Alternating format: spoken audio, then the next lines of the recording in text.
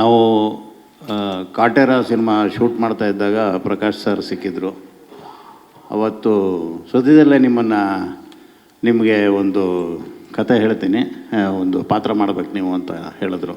ಖಂಡಿತ ಸರ್ ಅಂತ ಹೇಳಿದ್ದೆ ಅವತ್ತು. ಅದಾದಮೇಲೆ ಕರೆ ಬಂದಿದ್ದು ಈ ಡೆವಿಲ್ ಚಿತ್ರಕ್ಕೆ. ಹಿಂದೆ ಪ್ರಕಾಶ್ ಸರ್ ಜೊತೆ ನಾನು ಸಿದ್ಧಾರ್ಥ ಸಿನಿಮಾದಲ್ಲಿ ಕೆಲಸ ಮಾಡಿದ್ದೆ. ನನಗೆ ಆ ಸಿನಿಮಾದಲ್ಲಿ ಕೆಲಸ ಮಾಡಿದಾಗಲೂ ಮತ್ತು ಈ ಸಿನಿಮಾದಲ್ಲಿ ಕೆಲಸ ಮಾಡಿದಾಗಲೂ ಸಮಾನವಾದ ಒಂದು ಅನುಭವ ಏನು ಅಂದರೆ, ಸೆಟ್ಟು ತುಂಬ ಕೂಲಾಗಿರುತ್ತೆ, ಭಾಳ ಸಮಚಿತ್ತದಿಂದ ಇರುತ್ತೆ.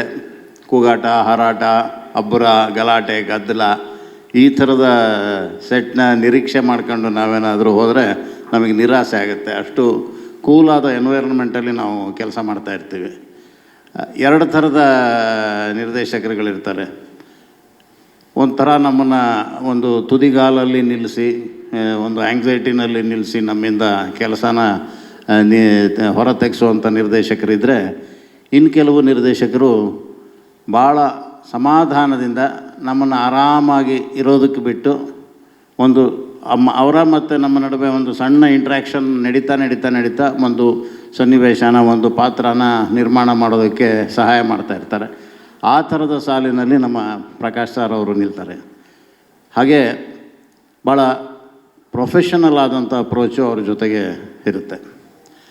ಜೊತೆಗೆ ಇನ್ನೊಂದು ಮಾತು, ನಾನು ಈ ಸಂಸ್ಥೆ ಬಗ್ಗೆ ಹೇಳಬೇಕು. ಶ್ರೀಮಾತಾ ಕಂಬೈನ್ಸ್ ಈ ಸಿನಿಮಾ ಸಂಸ್ಥೆ ಮತ್ತು ಇದರ ಮುಖ್ಯಸ್ಥರು ಮೇಡಮ್ ಅವರು, ಇವರು ಕೂಡ ತುಂಬ ಪ್ರೊಫೆಷನಲ್ ಆದಂಥ ಅಪ್ರೋಚು, ತುಂಬ ವೃತ್ತಿಪರವಾದ ಒಂದು ತಂಡದ ಜೊತೆ ನಾವು ಕೆಲಸ ಮಾಡ್ತಿದ್ದೀವಿ ಅನ್ನೋದು ನಮಗೆ ಪ್ರತಿ ಹಂತದಲ್ಲಿ ಗೊತ್ತಾಗ್ತಾ ಹೋಗುತ್ತೆ. ಭಾಳ ಒಂಥರ ಖಯಾಸ್ ಆದಂಥ ವಾತಾವರಣ ಇರೋದಿಲ್ಲ. ಒಂದು ಎಲ್ಲವೂ ಪ್ಲ್ಯಾನ್ಡ್ ಆಗಿರುತ್ತೆ. ಆ ಪ್ಲ್ಯಾನ್ ಪ್ರಕಾರ ಎಲ್ಲವೂ ನಡೀತಾ ಇರುತ್ತೆ. ಎಷ್ಟೇ ಸವಾಲುಗಳು ಬಂದರೂ ಅದನ್ನು ಕೂಲಾಗಿ ಹ್ಯಾಂಡಲ್ ಮಾಡ್ತಾರೆ. ಅದು ಈ ಸಂಸ್ಥೆಯ ಮತ್ತು ನಿರ್ದೇಶಕರ ಮತ್ತು ನಿರ್ಮಾಪಕರ ಗುಣ.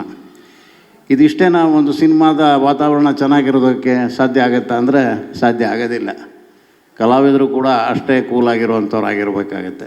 ಅದರಲ್ಲಿ ನಮ್ಮ ದರ್ಶನ್ ಸರ್ ಅವರು ಎಷ್ಟು ಕೂಲಾಗಿ ಕೆಲಸ ಮಾಡ್ತಾ ಇರ್ತಾರೆ ಅಂದರೆ, ಅವರು ಕ್ಯಾರವಾನಿಂದ ಇಳಿದು ಬರಬೇಕಾದ್ರೇ ಆ ಸನ್ನಿವೇಶಕ್ಕೆ ತಯಾರಾಗಿ ಬಂದಿರ್ತಾರೆ, ಆ ಶಾರ್ಟ್ಸ್ಗೆ ರೆಡಿಯಾಗಿ ಬಂದಿರ್ತಾರೆ. ರೆಡಿಯಾಗಿ ಬಂದು ಅದನ್ನು ಎಕ್ಸಿಕ್ಯೂಟ್ ಮಾಡ್ತಾ ಹೋಗ್ತಾ ಇರ್ತಾರೆ. ಬಿಟ್ಟರೆ ಅವರು ಬೇರೆ ಥರದ ಯಾವ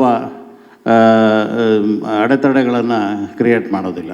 ಹಾಗೆ ಜೊತೆಲಿರುವ ಆ್ಯಕ್ಟ್ರುಗಳು ಹೊಸಬರಾಗಿರಲಿ, ಹಳಬರಾಗಿರಲಿ, ಅವ್ರಿಗಿಂತ ಹಿರಿಯರಾಗಿರಲಿ, ಎಲ್ಲರ ಜೊತೆಗೂ ಆ ಸನ್ನಿವೇಶ ಕಟ್ಟೋದ್ರ ಕಡೆಗೆ ಅಷ್ಟೇ ಅವರ ಗಮನ ಇರುತ್ತೆ.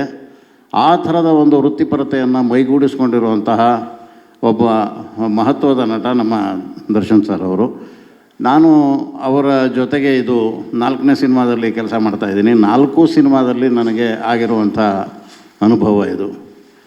ಹಾಗೆ ನಮ್ಮ ಲಿರಿಕ್ ರೈಟರ್ಸು, ಸಂಭಾಷಣೆಕಾರರು, ನಮ್ಮ ಕ್ಯಾಮ್ರಾಮನ್ನು, ಇವರೆಲ್ಲರೂ ಭಾಳ ಪ್ರೀತಿಯಿಂದ ಕೆಲಸ ಮಾಡಿರುವಂಥ ಒಂದು ಪ್ರಾಡಕ್ಟ್ನ ನಿರ್ಮಾಣ ಮಾಡಿರುವಂಥ ಒಂದು ಚಿತ್ರ ದ ಡೆವಿಲ್.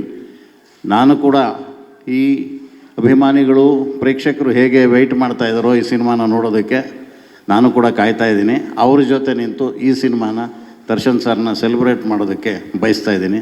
ಎಲ್ರಿಗೂ ಒಳ್ಳೆಯದಾಗಲಿ. All the very best.